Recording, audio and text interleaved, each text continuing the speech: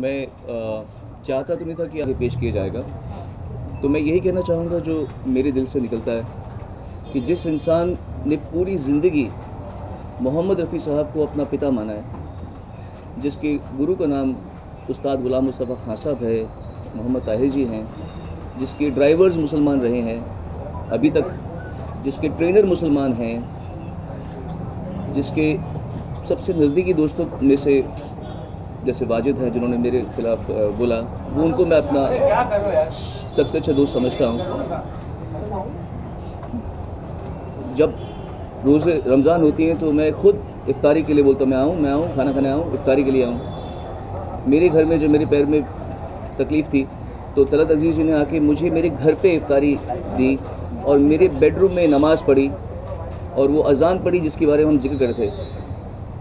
और उस इंसान के बारे में अगर कोई ऐसे सोचे या कहे या उसको ऐसे टेंट करे कि एंटी मुस्लिम, एंटी इस्लामिक, तो ये मेरी प्रॉब्लम नहीं है, ये आप लोगों की प्रॉब्लम है, ये इन लोगों की जो हमारे देश की मनस्थिति है उसका इशू है। मैं सिंपल सी बात जिस बात को कंस्ट्रक्ट किया गया कि गुंडागर्दी है, उसके पहले का ट्वीट में एक लिमिटेड अमाउंट में लिखा जा सकता है, आप सभी को पता ही है, पूरा निबंध नहीं लिख सकते, you can't right an entire essay on the tweet. तो उसमें मैंने पार्ट बाय पार्ट लिखा था। जिस पोर्शन में मैंने लिखा था कि गुंडागर्दी है, बस उसके पहले का ट्वीट आपने जिक्र नहीं किया। मैंने लिखा था कि I am equally against the temples and the gurdwaras who are using electricity to wake up people from the sleeps who do not follow the religion. मैं नहीं, मतलब अगर मैं I can never do this to a Muslim कि वो घर के सामने आके मैं बोलूँ हरे राम राम, मैं ये नहीं कर सकता, क्योंकि मैं समझता हूँ कि उनको इससे कोई संबंध नहीं है। They will not enjoy what means prayer to me does not mean prayer to them. तो मेरा सिंपल सा ये कहना था कि हम इतनी थोड़ा सा आपस में एक कंसिडरेट नहीं हो सकते कि पूरे वर्ल्ड में जो बड़ी बड़ी कंट्रीज है वहाँ ऐसा नहीं होता। आप अमेरिका बनना चाहते हैं, वहाँ ऐसा नहीं होता। आप ऑस्ट्रेलिया बनना चाहते हैं, वहाँ ऐसा नहीं होता। तो एज़ बार बार आप लोगों के मीडिया के माध्यम से ये बात पे जोर दिया जाता है कि everybody has a right to their opinion, so simply I also have the right to my opinion, it should not be misconstrued. तो मेरा ओपिनियन ये है कि चाहे वो मंदिर हो, चाहे वो गुरुद्वारा हो, चाहे वो मस्जिद हो, वहाँ पर लाउड स्पीकर कोई रिलीजियस नेसेसिटी नहीं है, क्योंकि लाउड स्पीकर का आविष्कार एडिसन की इलेक्ट्रिसिटी के बाद में हुआ है। तो ये कोई धर्म का हिस्सा नहीं है कि बहुत सदियों से चलती आ रही है बात। ये एक मेरे हिसाब से जब किसी मंदिर के ऊपर या किसी मस्जिद के ऊपर लाउड स्पीकर लगाया जाता है तो ये एक स्टेटमेंट बोली जा रही थी कि मैं देखो तुम सबको बता रहा हूँ यहाँ पे मेरे रिलीजन का चलता है। मेरे हिसाब से ये गुंडागर्दी है, ये मेरा मानना है। आपके लिए शायद ये लाड प्यार होगा, मेरे लिए लाड प्यार नहीं है। मेरे लिए ये गुंडागर्दी है कि कोई अपने धर्म को जोर जोर से, और मैं इक्वली प्रोसेशन, मैंने पहले भी ट्वीट्स में लिखा हुआ है, ये जो रास्ते में जब फेस्टिविटीज़ होती हैं, मैं कोई नाम नहीं लूँगा, उसमें जो लोग दादागिरी से करके नाचते हैं, ए हटो, ये करो वो करो, इन लोगों की तकलीफ हो जाती है, पुलिस की तकलीफ हो जाती है। और क्या कर रहे हैं वो बेसिकली धर्म के नाम पे शराब पी के नाच रहे होते हैं, फिल्मी गाने बजा रहे होते हैं। तो मतलब ये दादागिरी नहीं है। अगर मैं ये इशू कह रहा हूँ तो आप बुद्धिजीवियों को मेरी बात समझ के इस बात को सही तरीके से पेश करना चाहिए, क्योंकि आपके बच्चे भी तो उसी देश में बढ़ने वाले हैं कि नहीं बढ़ने वाले। You want to keep the same country as we live in right now. आपके बच्चों को भी तो आगे बढ़ाना है। जब आपके बच्चे बड़े होंगे तो उनको इससे थोड़ा सा बेटर देश देने में तो आप मदद कर सकते हैं कि नहीं। और अगर मैं ये कह रहा हूँ मेरे ट्विटर के माध्यम से सुबह सुबह उठ के, तो आप इसको अलग तरीके से क्यों ले रहे हैं। मैं मुझ जैसा आदमी, मतलब इतना सेक्युलर मैं समझता हूँ अपने आप को, ना मैं राइट विंग हूँ ना मैं लेफ्ट विंग हूँ, मैं इधर बीच में स्टैंड करता हूँ। मैं जानता हूँ कि मुझ जैसे लोगों की तादाद कम है, ज़्यादातर राइट विंग है, ज़्यादातर लेफ्ट विंग है, बीच के लोग बहुत कम मिलते हैं। मैं बीच में खड़ा हूँ, मैं माइनॉरिटी हूँ एक्चुअली।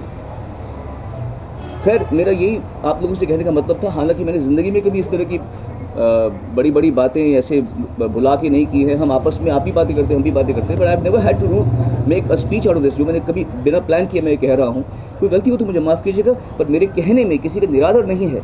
मैं एक सोशल टॉपिक पे बात कर रहा हूँ, ना कि रिलीजियस टॉपिक पे बात कर रहा हूँ, तो इसे उतना तक ही रखें। आपके कुछ सवाल हो मुझसे पूछ सकते हैं। मैं नवभारत टाइम से जी।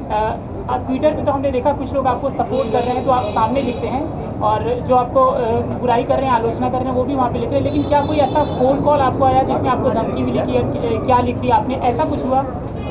किसी ने फ़ोन किया या धमकाया आपको? नहीं, जो भी हो रहा है मुझे आप लोगों के माध्यम से मालूम पड़ रहा है। मैं वैसे भी फ़ोन कॉल लेता नहीं हूँ एक्चुअली, फ्रेंकली। सो आपने देखा होगा मैंने आपके भी फ़ोन्स नहीं लिए थे, तो मैं फ़ोन लेता नहीं हूँ, तो मुझे ऐसा कोई कॉल नहीं आया। सोनू जी, कभी आपने पुलिस कंप्लेंट की थी लाउड स्पीकर का?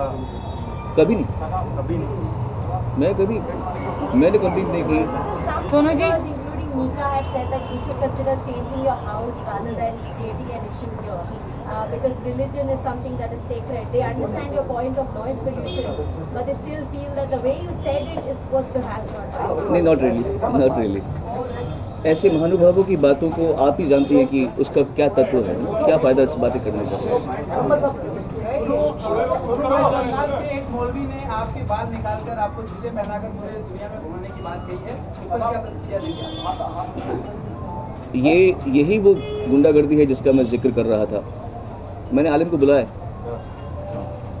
ये बाल अब जो देख रहे हैं ये मैं काट दूंगा कुछ देर में, एंड ये कोई चैलेंज नहीं है, ये कोई नेगेटिविटी नहीं है, ये एक आप लोगों से निवेदन है कि आप इस देश को क्या बना रहे हो, what are you making this country out, आप इस देश को क्या कर रहे हो। कोई भी फतवा निकाल सकता है किसी के खिलाफ, कोई किसी को लिंच कर सकता है, और मैं बिल्कुल भी ना हिंदूवादी हूँ ना मुस्लिम, मैं तो मानता ही नहीं, मैं बिलीवर हूँ, मैं नास्तिक नहीं हूँ, पर मैं बिल्कुल भी ये नहीं मानता कि मेरा धर्म सबसे अच्छा है या इसका धर्म खराब है, मैं बिल्कुल ऐसा मानता नहीं हूँ। I am a believer but I believe everything. हम अजमेर शरीफ में भी गए हुए हैं, उसी समय पुष्कर के वहाँ मंदिर में भी गए थे, अभी ग्वालियर में मेरा शो था, वहाँ पर एक बहुत बड़ा गुरुद्वारा है, वहाँ पर जाके बैठ के मैंने लंगर खाया। तो ये कोई बात नहीं है कि हम कोई फैनेटिक्स, बट फैनेटिक्सिज्म को आपको लड़ना पड़ेगा। आप ये ऐसे चुपचाप नहीं कर सकते, सिर्फ ट्विटर में लिखते रहते हैं you know stand for the country, ये कर दो वो कर दो। दम है ना तो ऐसी बातों पे बोल के दिखाओ। Sonu Shivangi this side from Aaj तक राय रखने का हक है जी, अपनी राय रखने का हक है, लेकिन क्या आपको कहीं लगता है कि कहीं मिस्टेक हो गई, टाइमिंग जो थी वो थोड़ी गलत हो गई?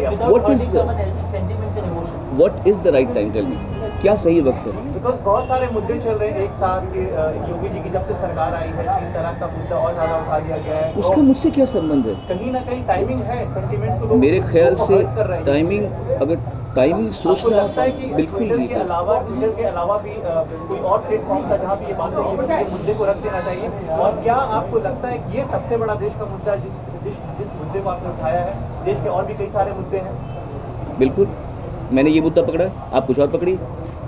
मेरा इशारा दारोमदार तो नहीं है कि मैं हर मुद्दा पकड़ूं। मुझे ये मुद्दा सही लगा, मैंने ये मुद्दा पकड़ा, बाकी बचे मुद्दे आप पकड़े।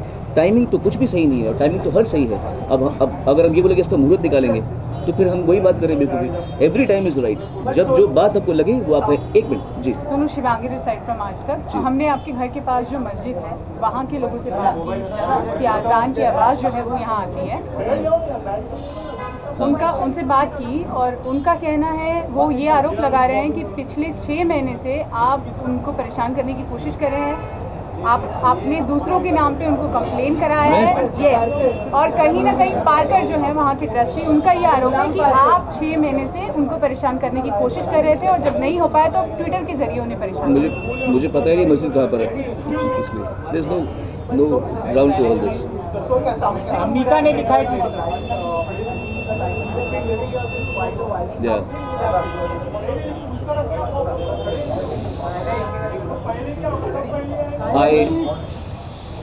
I have another house close to Millat Nagar. What? In conversation with Wajid Khan, do you agree with this point, or what was it between Wajid Khan? मैं समझा ही नहीं, क्योंकि वो मेरी बात नहीं समझे। खैर, सबका हक है बोलने का। मैं अभी भी ये मानता हूँ कि Guys, please silence. Yeah, please silence. मेरा सबका हक है। जो आप मेरी बात से एग्री नहीं करते तो आप भी मुझे कह सकते हैं। फ़र्क है कि कुछ लोग गाली का इस्तेमाल करेंगे, कुछ थ्रेटन करेंगे, पर जिस तरह मुझे मेरी बात कहने का हक है वैसे आपको भी मेरी बात को ना मानने का भी हक है। बट ये सब चीज़ें तरीके से भी हो सकती हैं, कोई बात नहीं। आई नो ट्विटर में ऐसा या सोशल मीडिया में इस तरीके से लोग रिएक्ट करते ही करते हैं, बट दैट डजंट मीन कि लोग मुझे मिसकंस्ट्रू करें, मेरी बात को गलत समझें, मैं ये नहीं चाहता, इसलिए मैंने ये प्रेस कॉन्फ्रेंस बुलाई है।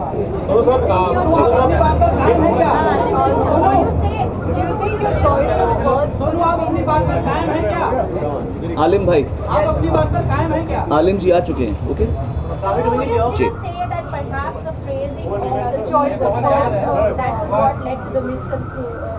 People misconstruing it. Would you say that perhaps you could have used different words? क्या? हाय रब्बानी भाई, ये मेरे गुरुजी के बेटे रब्बानी। अब मैं जो हमारे मुझे आप कोई इनसिक्योरिटी कैसे टेंट कर सकता है जब हम आपस में इतने जुड़े हुए हैं, लगता है जैसे मेरे सगे भाइयों से मेरा उतना प्यार नहीं होगा जितना मेरे इन भाइयों से मेरा प्यार है। तो इसलिए मेरे ख्याल से मैंने कुछ भी फ्रेम किया हो। हाँ करेक्ट, एक और बात बोलता हूँ मैं आपको, साइलेंस प्लीज, एक बात आपने ठीक कहा और इस बात को मैं क्लियर करना चाहता हूँ। शायद कुछ लोगों ने ये बात पकड़ी है कि मैंने मोहम्मद क्यों लिखा है, मोहम्मद साहब क्यों नहीं लिखा। This is a problem of the English language. हम हिंदी में शिव जी कहते हैं, इंग्लिश में शिवा कहते हैं। हम इंग्लिश में लिखते वक्त शिव जी नहीं निकलता, शिवा, कृष्णा, रामा ऐसे आता है, श्री राम नहीं आएगा, श्री कृष्ण नहीं आता इंग्लिश में लिखते हुए। So when you writing a tweet जिसमें एक लिमिटेड जगह में आपको कुछ बात कहनी है, तो मोहम्मद साहब या प्रॉफिट मोहम्मद आदमी के दिमाग में आता ही नहीं है, क्योंकि हमारी जिस तरह किसी मुसलमान की भाषा में लॉर्ड जीसस नहीं आएगा, वैसे ही मेरी भाषा में भी मोहम्मद साहब इंग्लिश में मोहम्मद साहब नहीं आ रहा, मोहम्मद ही आ रहा है। पर अगर एक मिनट मेरी बात, अगर तो ये बात में किसी ने मुद्दा बनाया है तो मैं हाथ जोड़े कहना चाहता हूँ कि मेरा इंटेंट ये नहीं था कि मैं किसी के प्रॉफिट की निंदा करूँ। जब ट्विटर में लिखता है तो आदमी बहुत सोच समझ के छोटा छोटा डी की बजाय डी लिखता है, SEE की बजाय C लिखता है, तो हम सोचते हैं कि हम अपना मैसेज कन्वे कर दें। और इंग्लिश में नहीं आता मुंह से, जो लोग अभ्यस्त नहीं हैं। रब्बानी के मुंह से आ सकता है क्योंकि ये लोग रोज़ उनका नाम लेते हैं, बोलते हैं। हमारे मुंह से इनके नाम से एक श्री कृष्ण नहीं आएगा ना, कृष्ण आएगा ना, ये क्योंकि इनकी भाषा में वो नहीं है, आप समझे। इट्स नॉट अबाउट किसी ये जब बोलेगा, ये अगर रब्बानी बोलेगा कृष्णा तो अरे तुमने कृष्ण क्यों बोला, श्री कृष्ण बोला, ऐसे नहीं बोलेगा आदमी कोई भी। तो you have to grant that much, you have to be considerate. आपको ये सोचना चाहिए कि इस आदमी की मंशा क्या है और ये आदमी किसी को डिसरिस्पेक्ट करने के लिए ये बात नहीं कह रहा, ये आपको जानना चाहिए। इन द एंड मैं सिर्फ ये कहना चाहूँगा, आप लोगों को थोड़ा इससे ऊपर उठना पड़ेगा। छोटे छोटे मुद्दों को ज़्यादा तूल दे के बड़ी बात को ना समझने का ये आडंबर आप लोग कब तक रचेंगे, कब तक आप लोग इस तरह से इग्नोर होने की कोशिश करेंगे कि छोटी बात पकड़ लेंगे कि इसने क्या बोला, उसने क्या बोला, और आप बड़ी बात नहीं समझ पा रहे। बस ये मेरा बाल शेव क्यों करा रहे हैं सर? बाल उठाने की जरूरत क्या है? क्यों बाल शेव करा रहे हैं?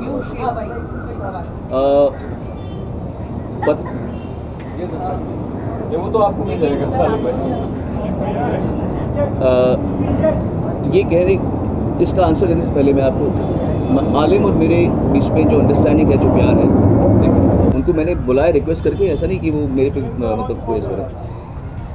मैं फिर से ये कहना चाहता हूँ कि जो आज आलिम भाई करेंगे वो कोई एजिटेशन नहीं है। प्लीज़ इसको वैसे मत पेश करना, आप लोग राजा हो मीडिया के यार, ऐसे मत पेश करना कि ये दिखा दिया, ये चैलेंज दे दिया मौलवी को। ये कोई चैलेंज नहीं है। ये आपको बताना है कि बाल काटने वाला मुसलमान है और जिसके बाल काटने का फतवा किया था वो हिंदू है, वही आदमी है। वो हो रहा है, पर इसी बात को हम प्यार से भी कर रहे हैं ना, इसमें कोई एनिमोसिटी नहीं है। कोई ज़बरदस्ती पकड़ के मेरे बाल नहीं काट रहा, मैं अपनी मर्जी से मेरे मुसलमान भाई को बोल रहा हूँ मेरे बाल काट भाई। आप फतवे की ही कहानी आप समझ रहे हैं, आप सब पढ़े लिखे लोग हैं। फतवे की ही बात को हम प्यार से अगर इंटरप्रेट करें तो थोड़ा सा सही मैसेज पहुंचता है या नहीं पहुंचता। बहरहाल अगर आप लोगों को ये बात समझ आ रही है तो मैं बहुत खुश हूँगा, अगर नहीं समझ आ रही तो कभी ना कभी समझ आ जाएगी, फिर आप इस बात को याद करेंगे कि मैंने क्या कही थी। That's it. Thank you very much. And I will just go up